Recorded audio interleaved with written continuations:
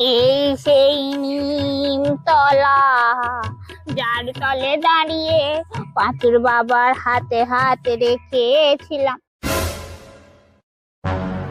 এই মরেছে, পাঁচুর বাবার আসার কথা, বৌমা আসছে কেন?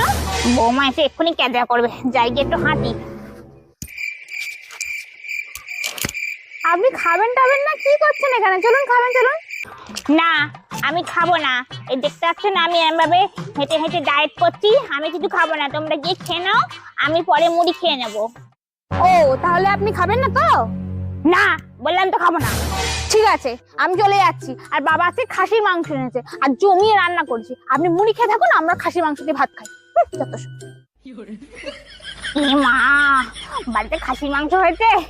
যা, আমি আর বলতেও পারবো না যে আমার জন্য এক পিস রেখো। পাঁচুর বাবা আসবে কি না আসবে তার ঠিক নেই। মাঝখান থেকে আমার খাসির মাংস খাওয়ালো না।